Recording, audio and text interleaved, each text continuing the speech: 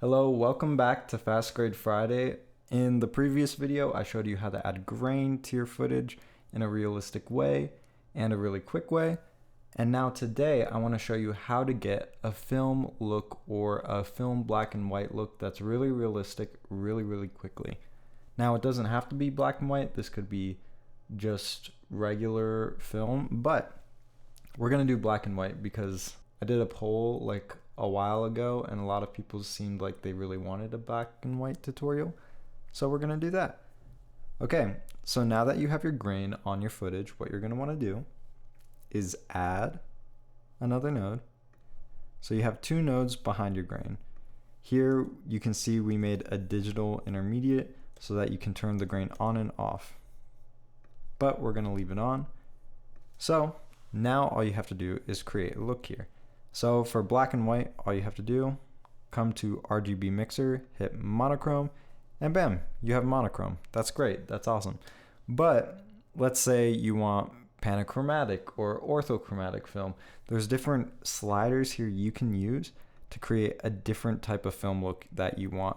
Like here, as we bring this up, you're bringing up the reds in the image and then down the reds in the image. The more down, the deeper, the darker the reds are gonna get. The more up, the lighter the reds are going to get.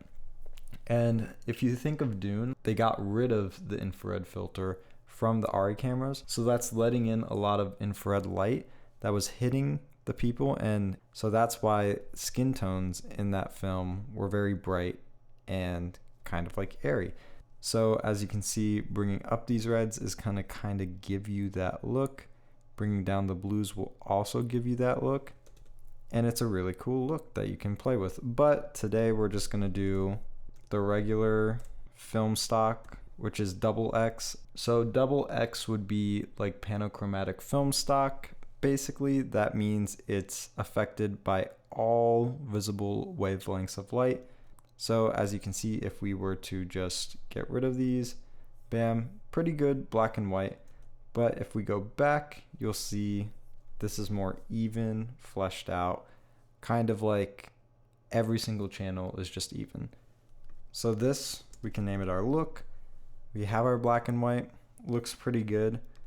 But another thing about black and white film is that it's very contrasty. It doesn't have as much dynamic stops and range as color film or other films. So how do we recreate this? Well, since we're working in DaVinci wide gamut, we'll put the pivot at 0.336 and then we'll turn up this contrast until it looks pretty crunchy. You can go really intense with it or you can lower it. I'm gonna go around here. And as you can see, this also brings up your grain. Now, another thing with film is sometimes with grain, you wanna soften your image. This isn't the best way to do it. There is a more realistic way of doing it, but it's very complex. So if you're just a beginner, what I would recommend is just going to your blur tab here, your sharpen and blur, and just bringing this up just a little bit, maybe a little bit down, just until it looks pretty good. And this is in your compound node, and you can see if I turn that off and turn it on, it's just giving more softness. Then we can exit this. And now the final step to getting this to look perfect. Now, I know this is going fast. This is Fast Grade Friday after all. So if you need to slow it down, if you need to rewind, don't worry about it. But the last thing I like to do just to get this to look even more realistic, it's looking pretty good so far, but I think we can do something that most people don't do that would probably elevate this. But we can go to Dehancer. Bam. Now, if you don't have Dehancer, I really recommend getting it. There's a few different ways of getting it. You can do a subscription, you can do like a trial, or you can just buy it outright, which the price for buying it outright is around $500. For me, I have this tool because it can be really useful sometimes not as useful as others. But other times it can be great. But in this case, this will really elevate the look to be even more like film. And as you can see right now, this looks crazy. I would not recommend doing that, but we can do DaVinci wide gamut and intermediate. That's looking a little bit better because that's what we're working in. But you can turn off this Kodak Vision Print. You can turn off literally everything. We're not even using the print. You can use the print if you want to, but there really isn't any reason for it, unless maybe you're working and you're going to be printing to color stock, or the rest of your film's in color and your black and white would be printed to color stock. Then you can use Kodak 2383 because it'll give you this really cool kind of two-tone black and white where it's warm in the highlights, cool in the shadows. But we're not going to be using that today, so you don't have to worry about it. After you collapse all these tabs, you come down to here. Here's what we're going to want to do. With this, we have our grain already set up. We have 35 mil, 250. And you can see what that's doing here. It's actually making it look a lot more filmic. And when I play it, that's looking pretty good. Now, if you want it to be more fine, you can have it more fine-tuned. And you can see it's looking pretty fine. It's looking pretty good. And it's just integrating that grain even more and making it look like it was captured on black and white and then printed onto black and white. So it's giving it two different grains. Another thing that's very important for the black and white look, you can do film damage.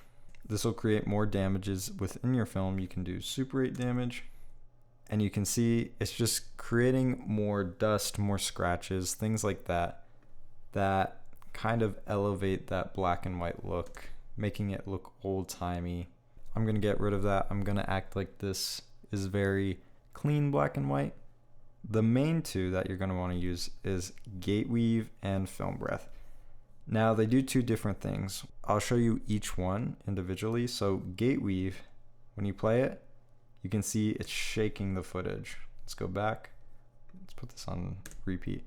But you can see it's giving it this little shake. And if I turn it off, you don't get that shake anymore. But when you turn it on, you get that little shake.